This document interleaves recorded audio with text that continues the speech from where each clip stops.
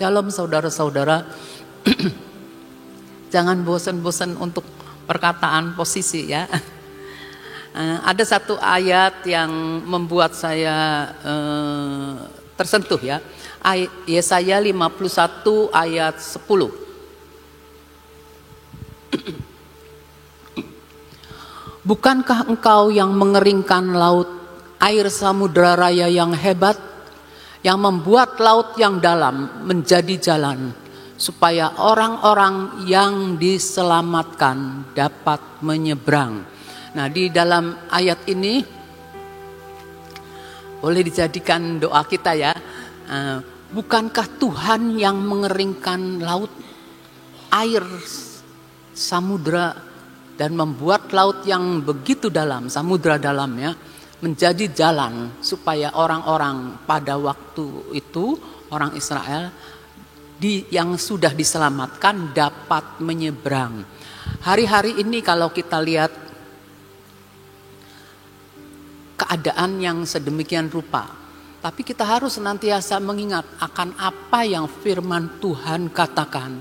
Tuhan sanggup untuk mengeringkan laut. Ketika kita mengalami jalan buntu, laut di depan kita yang harus terseberangi, kita nggak bisa, tapi kita tahu Tuhan pernah mengeringkan laut. Bahkan samudra yang begitu dalam, begitu hebat, Tuhan sanggup membuat jalan. Dan kita harus tahu bahwa kita adalah orang-orang yang diselamatkan dan Tuhan sanggup membuat jalan. Saya teringat akan khotbahnya Freddy kalau nggak salah. Freddy bener. Nah, dalam khotbahnya Freddy itu, Freddy mengingatkan mimpinya Ibu Nani. Kita juga yang orang-orang yang lama itu pasti diingatkan mimpinya Ibu Nani tentang pintu masuk yang Ibu Nani mesti begitu amat sempit, tapi Ibu Nani tuh waktu mau melewati pintu yang amat sempit itu, dia pikir nggak mungkin ini orang miring juga tidak mungkin. Tetapi ketika melangkah maju, tiba-tiba pintu itu bisa dimasuki. Nah, sehingga Ibu Nani itu bisa lolos. Nah, kita mesti mengingat akan hal ini.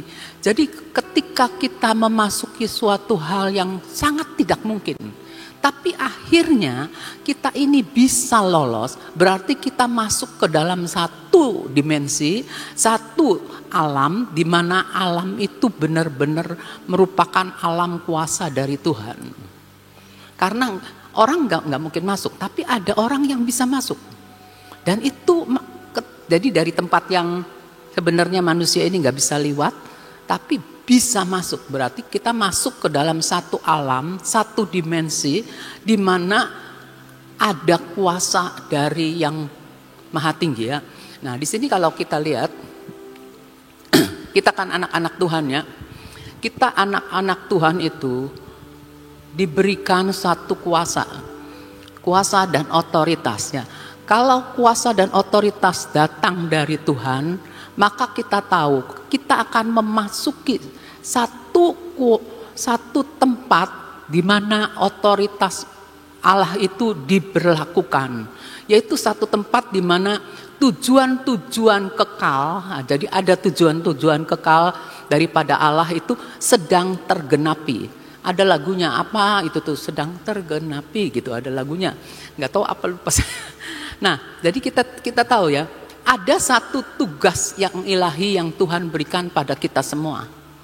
Mau tidak mau kita ini mau melakukannya dan mau untuk melihat bagaimana Tuhan bekerja dalam hidup kita, itu kita bisa melakukan sampai finish gitu ya. Nah, kalau kita lihat ya, dimensi di mana kita akan melihat Allah melakukan apa yang sebelumnya tidak pernah kita bayangkan.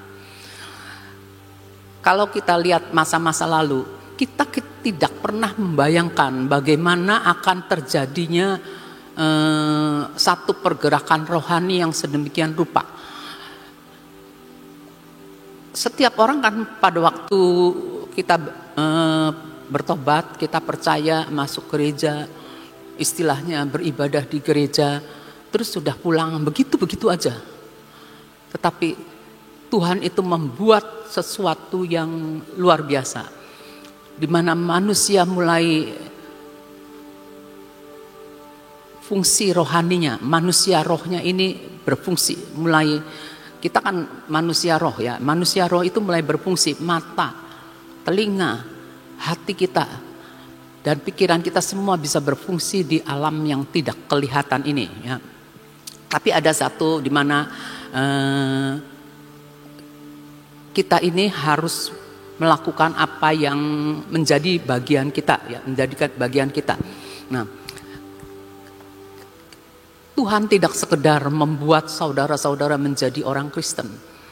Tidak sekedar asal nulis di KTP gitu apa gitu ya, orang Kristen, orang Kristen, orang Kristen.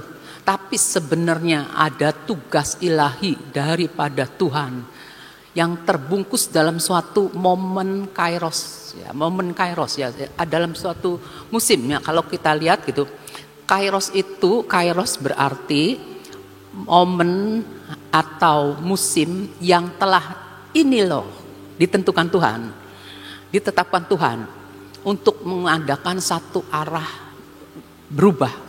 Jadi berubah ya. Ketika kita masuk ke dalam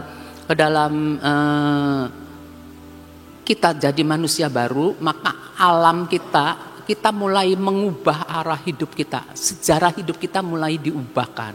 Dan kalau kita mau terus-menerus bertumbuh di dalam pengenalan akan Tuhan, akan ada perkara-perkara yang luar biasa.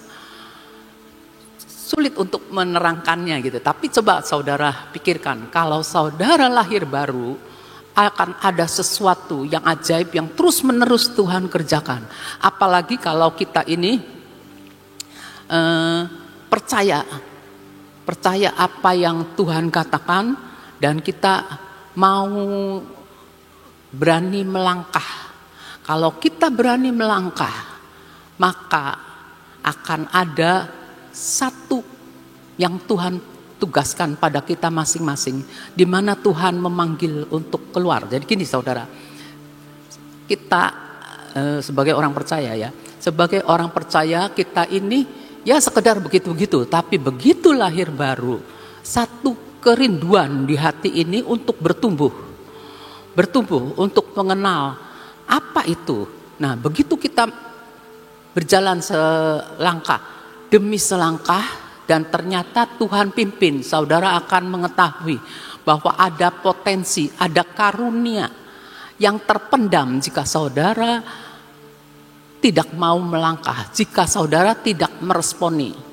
Jadi kita selalu harus belajar meresponin apa itu kegerakan Allah. Karena kalau kegerakan Allah kita ikuti, manusia roh saudara nih akan terbuka banyak ya. Kita nih harus bersyukur. Kalau kita melangkah lebih maju dalam iman, akan percaya akan hal-hal yang ilahi. Kalau dulu bayangan saya nih ya, kalau dulu saya sekedar percaya ya itu aja gitu, itu aja. Tapi ketika ada sesuatu yang membuat sejarah rohani ini berubah dan kita mau menanggapinya, maka kita mau masuk ke dalamnya, kita akan ngeh bahwa ini yang Tuhan sedang kerjakan. Jadi jangan ragu, nomor satu saudara itu harus melekatnya kepada firman. Apa yang firman Tuhan katakan, oh itu benar, ngalirlah, flow in the spirit gitu ya. Jadi kita lihat Yosua 3 ayat 5. Yosua 3 ayat 5. Berkatalah Yosua kepada bangsa itu, kuduskanlah dirimu, sebab besok Tuhan akan melakukan perbuatan yang ajaib di antara kamu. Jadi bagian diri kita, ketika kita mau menanggapi, bagian yang harus kita lakukan itu kita menguduskan diri, memisahkan diri dari hal-hal yang tidak kudus. Mau gitu ya. Kalau sudah mau, saudara akan lihat perubahan-perubahan yang saudara akan alami. Tapi syaratnya kita harus memisahkan diri dari yang lama. Saya lihat di sekeliling saya dan saya mengucap syukur. Benar-benar kalau mau meresponi mau memisahkan diri, akan terjadi sesuatu yang Tuhan akan lakukan. Keajaiban itu terjadi. Kita jangan jadi orang yang berapa D tuh, datang, duduk, dengar. Jangan, tapi responi. Roh kita harus meresponi. Roh kita jangan dari dulu masuk ke percaya Tuhan, tahun depan tetap sama. Jangan saudara, bertumbuhlah, akan ada sukacita yang besar ya. Bagian diri kita adalah kita menguduskan hidup kita, menguduskan hati kita untuk Yesus benar-benar jadi Raja. Mazmur 104 ayat 30. Apabila engkau mengirim rohmu, sebelum saya lahir baru saya senang kata-kata ini. Walaupun dulu nggak ngerti gitu ya. Apabila engkau mengirim rohmu, roh Tuhan, mereka tercipta. Jadi orang-orang yang tadinya belum sekedar tercipta, tapi sekedar ada, bukan sekedar eksis gitu ya. Tapi kalau Tuhan mengirim Roh Kudusnya, maka orang-orang itu tercipta. Dan engkau, Tuhan akan membaharui muka bumi. Jadi roh Tuhan itu memberikan pembaruan dan pembaruan. Nah, roh Tuhan itu Tuhan berikan kepada kita. Tuhan kan bilang gini, aku akan memberikan kepada kamu di dalam batinmu itu hati dan roh yang baru di dalam batinmu. Nah, itu ada sesuatu yang Tuhan taruh dalam hidup kita. Kalau kita percaya, Tuhan itu menciptakan baru, menciptakan kita semua. Tuhan merindukan kita semua jadi baru, jadi orang yang benar-benar baru karena punya roh Tuhan. Bukan sekedar saudara masuk ke gereja, bukan sekedar saudara ikut ibadah, ikut-ikutan. Enggak saudara, ada sesuatu ya. Itu pemberian berharga yang Tuhan berikan bagi kita. Dan kita ini keturunan Abraham diminta untuk menjadi berkat. Keturunan Abraham itu harus jadi berkat. Dan pemberian yang Tuhan berikan kepada kita ini sangat berguna bagi dunia. Dulu ada istilah begini tentang dunia. Dunia itu diwarnai oleh kita, oleh anak-anak Tuhan. Nah, kita ini bisa menciptakan dunia. Kita bisa membaharui dunia. Jadi artinya bukan sekedar dunia banyak gitu, bukan. Maksudnya sekeliling kita nih kita bisa perbaharui, kita bisa membagikan harapan kepada mereka yang putus asa, kepada yang lemah kita bisa memberikan penghiburan, kepada yang lagi yang lagi loyo kita berikan semangat supaya tidak patah. Nah, itu yang Tuhan mau. Tapi saudara harus alirkan roh yang ada di dalam diri saudara. Kalau saudara cuma diem-diem aja, itu saudara kayak ayam. Nah, kalau kita ini Kristen-Kristen yang Raja Wali, begitu lihat suasana berubah, pasti Tuhan nyuruh kita melakukan sesuatu. Cari Tuhan, apa yang harus saya lakukan. Jadi seperti itu ya. Sekarang ini kalau saya lihat ya, sekarang ini waktunya Tuhan itu mulai memanggil keluar yang di dalam ini, keluar yang ada di dalam hati kita untuk tugas yang kita harus lakukan. Dan Tuhan, kalau kita mengikuti kegerakan Tuhan, tugas itu makin jelas. Kita tahu visinya makin jelas. Coba kita lihat Efesus 2 ayat 10. Ini juga kalau firman yang sudah tapi namanya juga firman ya. Jadi ada hal-hal yang Tuhan bicarakan buat kita masing-masing. Karena Efesus 2 ayat 10, karena kita ini buatan Allah, diciptakan dalam Kristus Yesus. Jadi kita ini manusia, buatan Allah ya. Tapi dalam Kristus Yesus kita ini diciptakan baru untuk melakukan. Nah, ada pekerjaan baik, dan pekerjaan baik itu dipersiapkan Allah sebelumnya. Jadi di hati saudara itu ada sesuatu yang menggelitik, yang ingin untuk dikerjakan. Dan Tuhan memanggil kita yang punya rohnya untuk melakukan tugas pekerjaan baik yang Tuhan sudah lakukan sebelumnya, yang dipersiapkan Allah sebelumnya. Nah, kalau saya lihat dan saya bersyukur, oh itu namanya panggilan. Panggilan kita masing-masing itu berbeda, tapi supaya kita nih ada di dalam pertandingan perlombaan, kita tetap mengikuti jalur dan kita tahu kita saling melengkapi. Nah, Tuhan mau supaya kita hidup di dalamnya. Jadi kita menghidupkan pekerjaan baik yang Tuhan berikan kepada kita. Saya ingat mami saya kalau ngomong gini, biarin kalau cucunya minta sesuatu kepada mami nih, biarin, berarti dia butuh. Orang tua itu oma-oma seneng kalau dibutuhkan gitu ya. Daripada nggak dibutuhkan tuh seneng dibutuhkan tuh. Benar saudara. Saya punya anak senior. Saya seneng. Dan lama-lama ketika saya seneng lihat mereka, kebutuhan mereka, saya itu mengasihi mereka. Benar saudara. Seneng gitu. Ada sukacita yang nggak tahu dah bagaimana gitu tuh. Bisa ada satu yang membangkitkan diri saya gitu ya. Nah seperti itu. Nah dampaknya itu kalau kita mau melakukannya, dampaknya sangat besar bagi kerajaan Allah. Kita mendoakan kerajaan Allah datang, kehendak Tuhan jadi, kuasa Tuhan yang bekerja ya. Nah setiap orang dalam tubuh Kristus itu akan ada dalam tugas memajukan kerajaan Allah ya. Tapi kita harus di posisi yang Tuhan mau, ada di posisinya ya. Misalnya posisinya nih, misalnya kita diutus kemana untuk memberitakan Injil tentunya kan.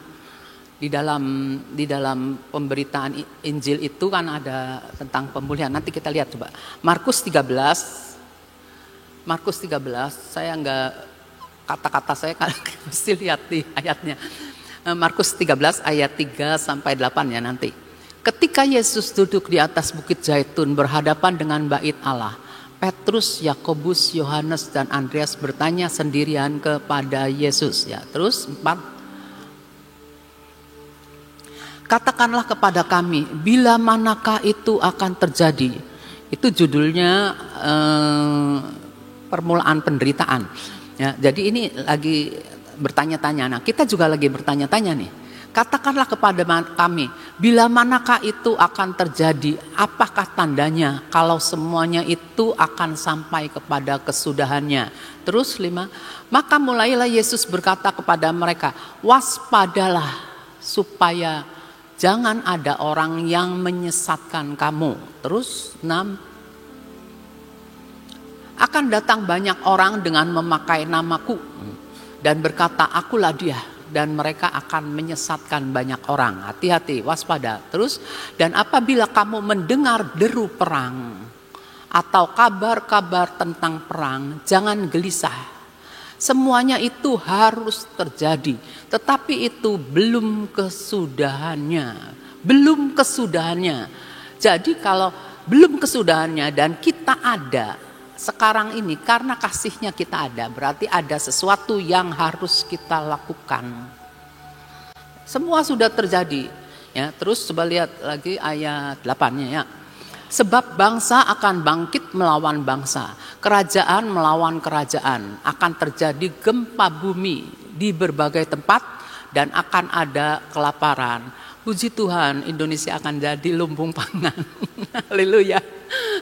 Semua itu barulah permulaan penderitaan menjelang zaman baru. Ada zaman baru ya bagi dunia, tapi kita ingat ini baru permulaan penderitaan. Sekarang aja udah ngap-ngap ya, tapi kita ingat ya, Tuhan tidak pernah meninggalkan kita sendirian. Pegang Tuhan, sekali Yesus tetap Yesus ya. Terus ayat 10 dan 11. Nah, tetapi Injil harus diberitakan dahulu kepada semua bangsa. 11. Dan jika kamu digiring dan diserahkan, janganlah kamu khawatir akan apa yang harus kamu katakan. Tapi katakanlah apa yang dikaruniakan kepadamu pada saat itu juga.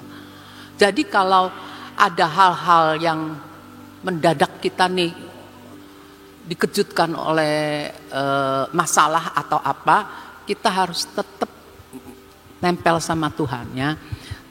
Kita nih jangan terburu-buru, apa ya orang tuh, terburu-buru cepat berkata-kata gitu ya, cepat ngomong gitu ya. Tapi di sini Tuhan ngomong, katakanlah apa yang dikaruniakan kepadamu pada saat itu juga.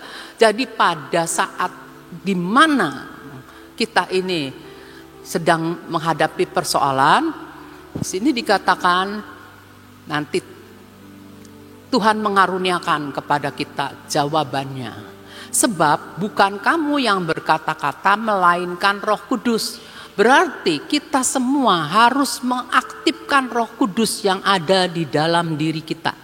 Jangan dianggurin. Roh Kudus itu harus diaktifkan. Biarlah rohmu menyala-nyala. Layani Tuhan. Layani Tuhan apa? Layani Tuhan itu kita memuliakan Tuhan dalam segala hal. Bukan sekedar pelayanan yang bisa dilihat sama manusia ya, tapi ada satu pelayanan, oh Tuhan kasih karuniakan kepada saya jawaban apa, saya mengatakan, dan saya tahu roh Tuhan yang akan bekerja untuk mengubah segala sesuatu. Roh Tuhan yang membaharui dengan kuasanya ya. Terus kita lihat lagi, udah ya sampai ayat 11 sudah ya. Nah jadi Tuhan itu memposisikan diri kita, memposisikan umatnya pada tempat-tempat otoritas. Karena kita memasuki zaman pemerintahan yang Tuhan mau ya. Jadi otoritas pemerintahan itu begini, saudara itu dan saya percaya ya, dulu lagi ada 9 gunung itu saya masih bertanya-tanya udah masuk atau belum ya. Menduduki 9 gunung.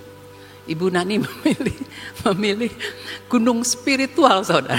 Tepat sekali buat kota Sionnya. Gunung spiritual. Nah, saya nggak ingat punya orang lain. Pokoknya saya taunya Sion. Ibu Nani milihnya gunung spiritual. Luar biasa. Haleluya pikir saya.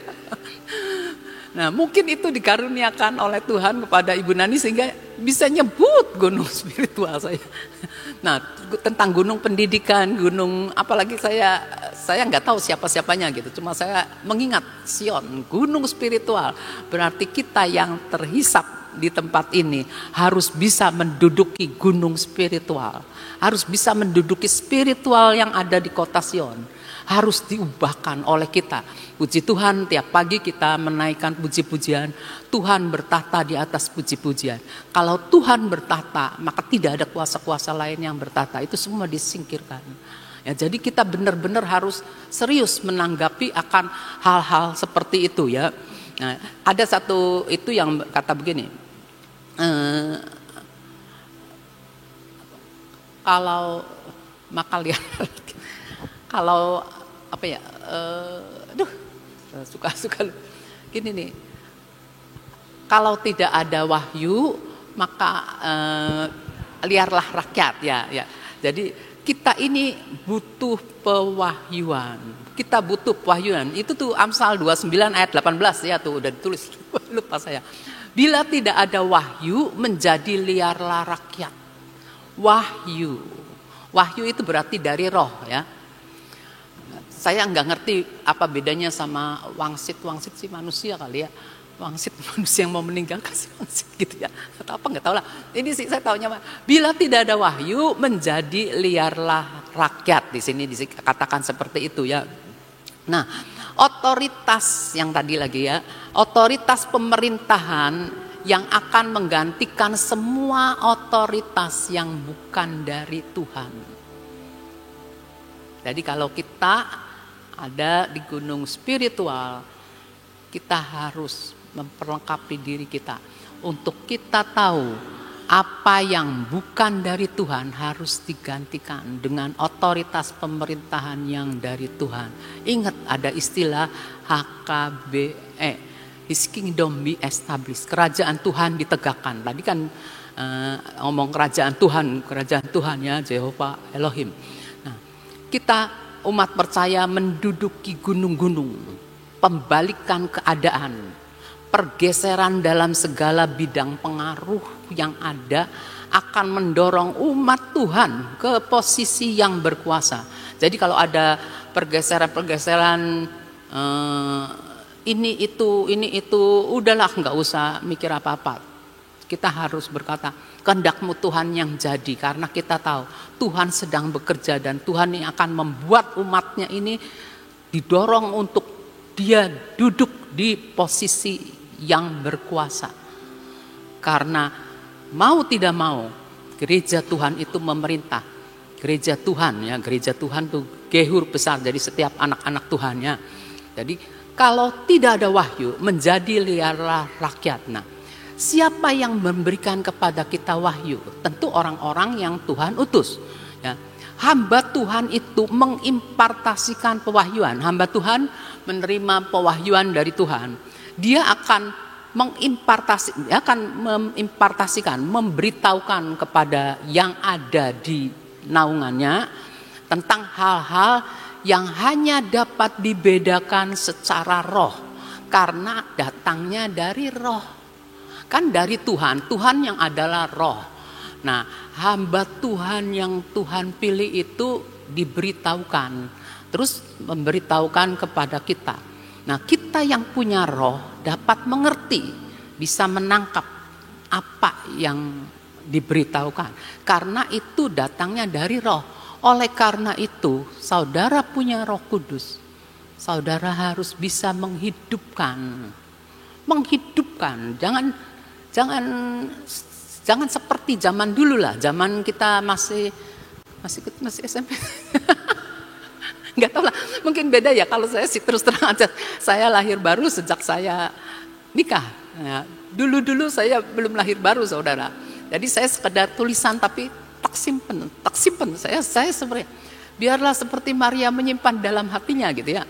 Jadi saya tuh nyimpen, tapi pakai hurufiah. Pakai sekedar hurufiah, tapi saya nggak bisa cerita gitu ya, sekedar hurufiah gitu. Tapi setelah saya ngerti, setelah saya lahir baru, langsung saya nangkep. Dan lagi saya mikirin ini juga, tiba-tiba ingat ini, jadi saya masukin ya. Terus kita lihat di sini katakannya Ibrani 12 ayat 2 ya, belum ya. Dan kita tuh mengucap syukur ya. Kalau ada pewahyuan berarti kita nih menerima impartasi ilahi. Coba saudara bayangkan. Di mana ada pewahyuan, saudara menerima impartasi ilahi. Kalau tidak ada pewahyuan, saudara cuma menerima yang diberitakan saja. Tapi impartasi ilahi itu kita perlu. Ada kuasa yang bekerja, yang bisa membuat, misalnya saya punya pelita, ya, punya api kecil, misalnya apinya kecil. Begitu dapat impartasi ilahi, api itu berkobar. Makanya murid Yesus yang ke Emmaus itu dua orang. Ngobrol sama Yesus langsung dia ngeh gitu tuh. Nah seperti itu. Jadi satu impartasi dari Tuhan itu membuat roh kita menyala ya. Ibrani 12 ayat 2. Marilah kita melakukannya dengan mata yang tertuju kepada Yesus. Jadi kita melakukan apa aja ya. Entah enak entah enggak gitu ya. Pokoknya mata kita harus tertuju kepada Yesus. Seperti mata Raja Wali senantiasa mencari matahari ya. Yang memimpin kita dalam iman. Yesus ya. Firman itu memimpin kita senantiasa dalam iman. Membawa iman kita itu kepada kesempurnaan. Kita harus apa di sini? Dengan mengabaikan kehinaan ya. Kita ngalamin hal-hal yang gak enak. Hina ya. Terhina lah katakannya. Tapi kita harus tekun memikul salib. Ganti sukacita yang sudah disediakan bagi dia, yang disediakan bagi dia, yang sekarang duduk di sebelah kanan tahta Allah. Jadi kita walaupun kita lagi nggak enak, lagi apa, jalani dengan sukacita. Ini salib saya karena saya percaya sama Tuhan. Ini salib yang harus saya panggul, tapi saya sudah menerima akan kuk yang ringan dan enak dipakai. Jangan kita mau dibebani kuk yang bukan dari Tuhan. Kuk yang bukan dari Tuhan membuat kita melo, saudara. Membuat kita sedih, membuat kita putus asa, mengasihani diri, ya itu enggak ya. Kita mau mengabaikan kehinaan, tekun memikul salib. Saya waktu jadi orang Kristen beneran, mulai saya ngalami kehinaan, sana sini, tapi saya nggak peduli karena saya tahu ini benar gitu tuh. Tapi saya mendapatkan sukacita yang luar biasa ya, puji nama Tuhan. Nah, seperti Yesus ya. Tuhan Yesus itu menerima pewahyuan dari Bapa, lalu dia melakukan misi yang diungkapkan Bapa kepadanya. Yesus kemudian harus mati tersalib. Nah, begitu juga Yusuf ya, kita tahu Yusuf dapat mimpi kan? Yusuf dapat mimpi lalu menceritakan mimpinya itu. Ya, mimpi itu suatu pewahyuan profetik ya pada saudara-saudaranya. Mulailah ngalamin yang kehinaan, yaitu dia masuk ke sumur kering, dia jadi budak, dijual ke Mesir, masuk penjara gitu ya. Nah, kita tahu bahwa Allah itu membawa Yusuf dalam perjalanan ke posisinya. Allah membawa Yusuf dalam perjalanan ke posisinya agar dapat menyelesaikan tugas ilahinya, yaitu sebagai raja, seperti yang dia mimpi. Begitu juga kita alamin hal-hal yang enggak enak gitu ya. Lakoni bae, pokoknya Immanuel ya. Tuhan itu Immanuel dan kita harus tahu, oh Tuhan lagi memposisikan saya ini, memposisikan saya ini. Ini cerita ya. Saya waktu baru-baru masuk persekutuan ada satu tugas. Kalau saya mikir sih, iya ya. Saya ini nggak boleh ngerasa terbeban, tapi otomatis saudara, saya orang baru, saya terbeban. Saya itu jadi singer saudara, menjadi singer terus ada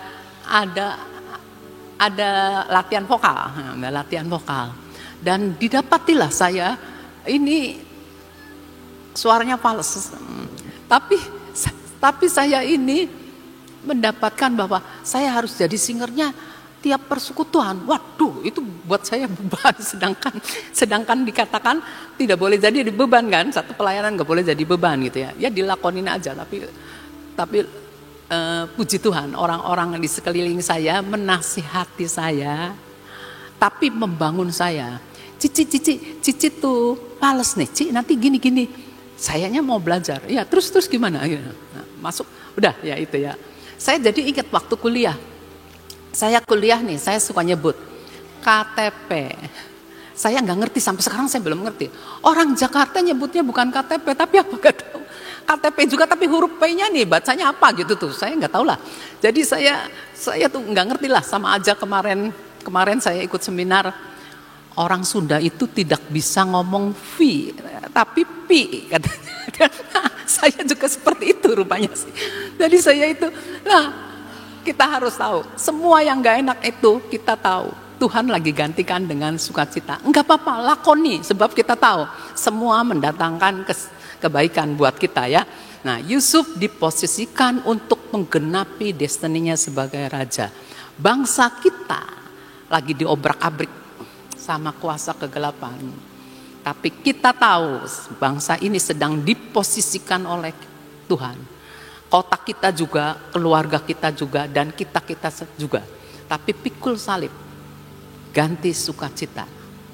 Kita selalu berdoa. Yang pasti terjadi kehendak Tuhan.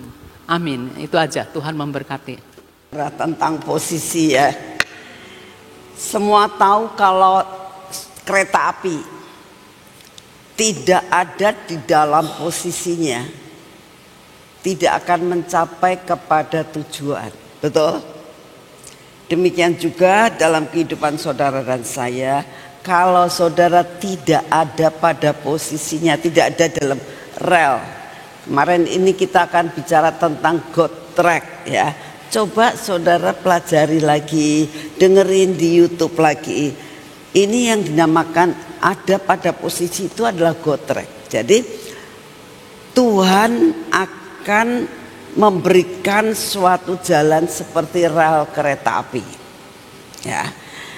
Kita harus ada di rel itu supaya mencapai destiny. Ya. Sebenarnya Tuhan itu sangat mengasihi akan kita semuanya, baik yang di sini maupun yang streaming ya. Bahwa semua itu sudah disediakan. Tinggal kita itu dapat mau belajar dan belajar sampai menjadi suatu rema. Tadi Ibu Abigail cerita tentang bagaimana dia itu dulu nggak ngerti apa-apa, ya. Tapi dia mulai mau belajar. Aku harus ada pada posisi yang Tuhan tempatkan. Nah, begitu dia masuk di dalam posisi yang Tuhan tempatkan, dia bisa berjalan. Dan saya percaya kalau kita mau belajar, kita akan mencapai destiny. Kadang-kadang kita itu merasakan maunya di rel ini aja lebih baik, lebih pendek, yang gak nyampe. Ya, jadi belajarlah kita untuk dapat ada pada posisi kita sesuai dengan apa yang Tuhan sudah rencanakan. Tadi ada firman, saya nggak tahu lupa di mana, bahwa Tuhan itu memanggil kita sudah merencanakan yang baik untuk kita dapat menjalankan segala sesuatu. Jadi kita tahu sebetulnya hidup kita tuh sudah di planning sama Tuhan. Tinggal kita cari aja, ini planningnya ke sini, relnya yang mana yang aku harus jalani. Pasti nyampe. Belajar saudara, belajar untuk kita benar-benar dapat mengerti, mendapatkan pewahyuan setiap kali. Dengan pewahyuan itu kita jalani, pasti nyampe. Ya. Saya berdoa supaya saudara itu bisa menemukan rel itu sehingga mencapai destiny-mu. Kita berdoa. Terima kasih ya Tuhan untuk pagi hari ini.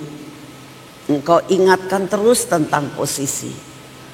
Kami tidak akan dapat mengerti posisi kami kalau kami tidak mendapatkan pewahyuan daripadamu. Kalau kami tidak mendapatkan rema daripadamu. Sebenarnya Engkau sudah memberikan suatu planning dalam hidup kami. Kami tahu, kami menyadari bahwa planningmu tidak ada yang gagal dalam hidup kami. Buat kami menemukan jalurnya Tuhan. Buat kami menemukan rel itu. Dan kami mau berjalan dalam rel itu. Untuk kami dapat mencapai destiny kami. Terima kasih untuk semuanya. Bapak, setiap hari kami mendapatkan firman-Mu. Setiap hari Engkau memberikan kepada kami makanan yang lebih dari cukup. Ampuni kami kalau kami kurang bisa bertumbuh dan kami tidak bertumbuh di dalam segala perkara ini. Ampuni dosa dan kesalahan kami. Bapak, paksakan kami untuk ada dan berdiri pada posisi kami, pada rel yang Kau tempatkan kami, supaya kami dapat mencapai garis akhir. Terima kasih untuk semuanya. Bapa, saat ini kami datang di hadapan-Mu sebagaimana kami tadi mendengar bahwa kedatangan-Mu, tanda-tanda untuk akhir-akhir ini sudah jelas Tuhan. Kami banyak mendengar peperangan, kami banyak mendengar bencana alam. Tapi satu hal yang Kau inginkan supaya berita keselamatan, Injil ini harus diberitakan sampai ke ujung bumi. Bapa, saat ini kami berdoa untuk segala kecanggihan media Tuhan. buat media yang memuat akan semua berita-berita yang baik sampai ke ujung bumi. Kami tahu media yang saat ini ada berkecamuk Tuhan. Banyak berita-berita, baik berita baik, berita jelek, berita yang hoak, berita apapun ada di dalam media ini. Bahkan Tuhan, dari semua yang ditayangkan, tidak semua merupakan suatu jalan kebenaran. Banyak yang menyerongkan, banyak yang membuat kami untuk melihat perkara-perkara yang tidak baik, bahkan dosa Tuhan. Kami minta di dalam nama-Mu, kami boleh memilah-milah akan segala sesuatu. Kami berdoa biarlah media ini dipergunakan untuk pemberitaan Injil sampai ke ujung bumi. Ini doa yang kami naikkan di hadapan-Mu pagi ini Tuhan. Kami juga berdoa saat ini untuk beberapa anak-anak-Mu yang menyerahkan hidupnya untuk pergi. Baik ke benua-benua, baik ke negara-negara, baik ke provinsi-provinsi, baik ke pulau-pulau. Tuhan Kau memberkati mereka. Bapak, kami juga berdoa pada saat ini untuk bangsa dan negara kami ini ya Tuhan. Hanya Engkau yang dapat mengendalikan bangsa ini. Kami tetap berdoa untuk Bapak Presiden dan Wakil Presiden. Demikian juga untuk semua DPR dan MPR Tuhan. Semua kabinet yang ada. Kami doakan Bapak di dalam menentukan peraturan-peraturan baru, dalam menentukan undang-undang yang baru, pemerintahan, undang-undang dari provinsi, undang-undang dari kota Madia. Tuhan, kami minta di dalam nama-Mu, semuanya ada dalam seleksi yang daripada-Mu ya Tuhan. Supaya apapun yang akan diumumkan maupun yang akan dikeluarkan, tolong Tuhan, semua yang baik buat rakyat, itulah yang dikeluarkan. Yang akan mencelakakan atau yang membuat panasnya keadaan politik di negara kami, Engkau yang akan membuat reka-reka bagaimana caranya sehingga tidak akan dikeluarkan Tuhan. Kami doakan hal ini. Setiap hari kami naikkan doa buat bangsa ini ya Tuhan. Karena kami tahu Engkau menempatkan kami di bumi Indonesia ini. Karena dengan tujuan kami harus menjadi pendoa syafaat buat bangsa dan negara kami ini. Oleh karena itu kami mau menyerahkan semuanya ke dalam tangan. Kami tidak bisa melakukan secara fisik Tuhan, secara pikiran. Tapi kami bisa menerobos dengan doa. Oleh karena itu kami mau menyerahkan bangsa dan negara ini ke dalam tangan-Mu. Terima kasih untuk semuanya. Bapak, saat ini kami datang, kami mau berdoa buat pribadi kami masing-masing. Saudara, ini waktunya saudara dimanapun saudara berada dan yang di sini, pergunakan waktu sekarang untuk berdoa buat pribadimu, pergumulanmu.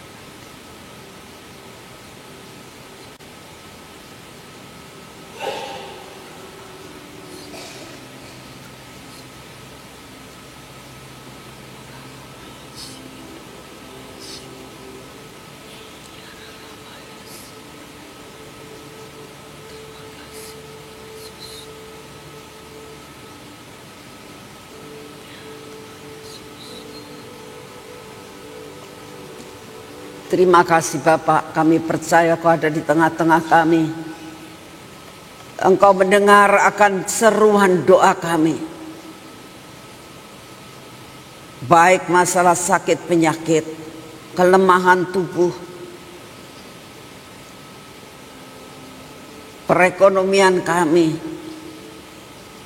beban buat keluarga, buat suami, buat istri dan anak-anak. Kami mau mempersembahkan di bawah kaki-Mu Tuhan. Dan kami percaya Engkau melihat dan Engkau mengambil alih semua beban kami. Terima kasih untuk semuanya. Saat ini kami datang di dalam nama-Mu. Kami minta kekuatan baru, kesehatan yang daripada-Mu, daya tahan tubuh kami terima dengan utuh pada saat ini. Dan memasuki akan hidup kami. Terima kasih untuk semua. Dalam nama Tuhan Yesus. Mari saudara kita bangkit berdiri, kita masuk dalam pengurapan.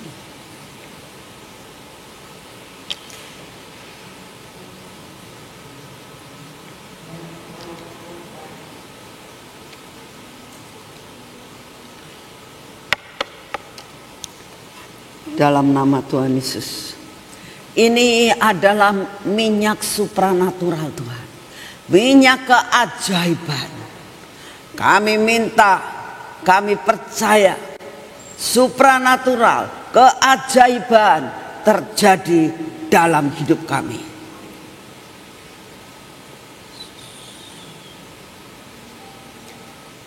Terjadi keajaiban pada mata kami, telinga kami, bibir, mulut kami dan hati kami. Ya, seluruh hidup kami ada dalam keajaiban.